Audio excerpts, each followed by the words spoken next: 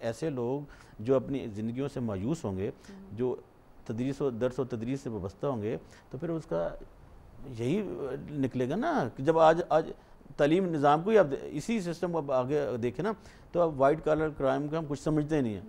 وہ حلف اٹھا کے کہ میں بی اے ہوں، گریجویٹ ہوں، جو آج کل ڈیبیٹ بھی چل رہی ہے اسی والے سے، وہ کہتے ہیں کیا ڈگری نہیں ہے تو سو واٹ. اس کا مطلب ہے کہ ہمارے حکمرانوں کی جو ایجوکیشن ویلیوز ہیں ہی نہیں، پرائیورٹیز ہیں ہی نہیں. ٹھیک ہے نا. ہمارے یہاں اس کا مطلب تو یہ ہوا کہ یہاں جو ایجوکیشن سسٹم ہے فلورش ہی نہیں کرتا، اس کا وجود ہی نہیں ہے. آپ کو لگتا ہے؟ بیکاز میں نے دیکھا باہر ممالک میں ایجوکیشن بہت سمپل ہے، آسان ہے. یہاں پر اتنی مشکل ہے کہ اسٹوڈنٹس بھاگ رہے ہوتے ہیں، بڑی بڑی کتابیں اور اتنا لرن کرنا، نہ ملٹیپل چوائس کویشچنز ہوتے ہیں. مطلب یہاں پہ کمپلیکیٹڈ ہے. دیکھو وہ اٹریکٹ کرتے ہیں، فیسیلیٹیٹ کرتے ہیں، فرینڈلی ماحول ہوتا ہے. ٹھیک ہے نا. آپ ایک سیمسٹر چھوڑ دیں، اگلا جوائن کر لیں. ہمارے ہاں تو جو بکس ہے نا باقاعدہ بوجھ کے طور پہ اوپر لادی جاتی ہیں.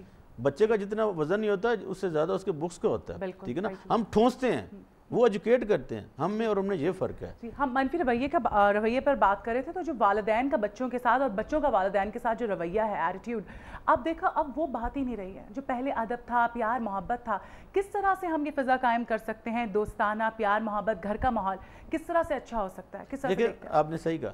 پہلے ہم کیا کہتے تھے کہ بچے کی پہلی درس گاہ کیا ہوتی ہے؟ اس کی ماں، اس کی ماں کی گود. ٹھیک ہے نا. جب ماں کی گود سے نفرت نکلے گی، ٹینشنیں نکلیں گی، تو وہ جو چھوٹا بچہ ماں باپ کی اکنامکس معاشی حالات کی کانفلکٹ کی وجہ سے باہر نکلے گا، تو اس کا مائنڈ مجھے بتائیں پازیٹیو ہوگا یا نیگیٹو ہوگا؟ ڈیفینیٹلی اس کا مائنڈ نیگیٹو ہوگا. تو میں یہ چاہوں گا اپنے جو ہمارے لوگ والدین دیکھ رہے ہیں، تو خدا کے لیے اپنے بچوں کو ایسا مت سکھائیں. ٹھیک ہے نا. انہیں اچھی ایجوکیشن دیں، ان میں سوک سینس دیں، انہیں بڑوں کا احترام کرنا سکھائیں، انہیں اس ملک کے قوانین کا احترام کرنا سکھائیں، انہیں ملک کے جو ثقافت ہے اس کے متعلق سمجھائیں، انہیں ایجوکیشن کا صحیح معیار سٹینڈرڈ سکھائیں، ان کے ساتھ بیٹھ کے کتھارسس کریں، ان کے مسائل کا حل ڈیبیٹ کے ذریعے سوچیں. پھر بچے کی تربیت بھی ٹھیک ہوئے گی، اس کا جو رویہ ہے وہ بھی ٹھیک ہوئے گا. مطلب ماں باپ کو آپ نہیں سمجھتے کہ بجائے اس کے کہ وہ بہت اسٹرکٹ ہو جائیں، بچوں کے ساتھ سختی سے پیش آئیں، ان کو دوست بنانا چاہیے، ہے نا. دیکھیں نا، جو آپ بچوں کو جو آپ دوست سمجھ کے کرائیں گے نا، تو میرا خیال ہے بچے ایسے نہیں ہوتے. بچے بڑے انوسینٹ ہوتے ہیں. ٹھیک ہے نا. وہ جلدی بات سیکھ جاتے ہیں اور ان کے مائنڈ میں ہمارے سے ان کی میموری فریش ہوتی ہے، ان کے مائنڈ میں چیزیں رہتی ہیں. صحیح. ٹھیک. یہاں پر ہم ایک کال لیتے ہیں. ہیلو، السلام علیکم. وعلیکم السلام. جی کون بات کر رہا ہے؟ طارق بات کر رہا ہوں حافظ آباد سے. جی طارق، کیا حال ہے آپ کا؟ اللہ کا شکر. آپ کیسے ہیں؟ بالکل ٹھیک ٹھاک الحمدللہ. جی فرمائیے گا.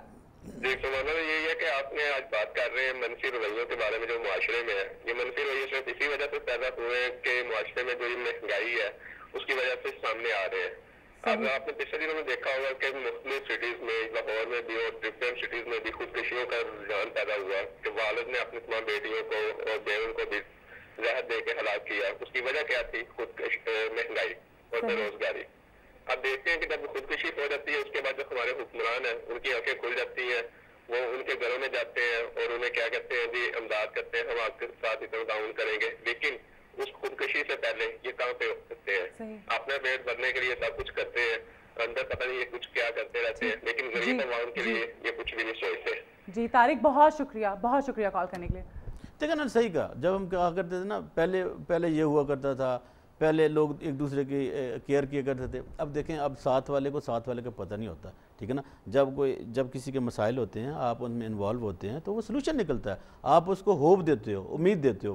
جب کسی کی امید ٹوٹتی ہے نا تو پھر وہ تصادم کا وہ راستہ اختیار کرتا ہے، تشدد کا اختیار کرتا ہے. تو یہ رویے ہی ہیں جن کی وجہ سے ایک باپ اپنے معصوم بچوں کو مار دیتا ہے. ٹھیک ہے نا. اب انہی رویوں کی وجہ سے ہمارے یہاں ایک عورت فاؤنڈیشن نے ایک رپورٹ چھاپی ہے 2009 وائلنس اگینسٹ ویمن پہ، خواتین کے خلاف جو تشدد کے واقعات ہیں نا، یہ کیوں ہوتے ہیں؟ یہ معاشرے کے نیگیٹو رویوں کی وجہ سے. لیکن جب جمہوریت آئی تھی تو اس وقت 2008 میں 7571 کیسز پورے پاکستان میں تھے. ٹھیک ہے نا. اور پھر جب یہ کنفلکٹ بڑھا تو اس کے ساتھ ساتھ کرائم کی ریشو بھی بڑھی. 2009 میں 8548 کیسز، اس کا مطلب ہے 13% کرائم کا اضافہ ہوا. اور پھر آگے سوچئے، آپ کہتے ہیں نا کہ ایجوکیشن کا بڑا اثر ہوتا ہے، یہ دیہاتوں میں ہوتے ہیں. یہاں الٹ ہے، یہاں سب سے زیادہ کرائم معذرت کے ساتھ ہمارے شہر لاہور میں ہیں. ٹھیک ہے نا. 910 کیسز رپورٹ ہوئے ہیں. ٹھیک ہے. پھر جب جمہوریت آئی تو ایک اور پہلو دیکھا. جب جمہوریت آئی تو 2008 میں سوسائڈ کے 67 کیسز تھے اور لاہور میں کتنے تھے 19 کیسز.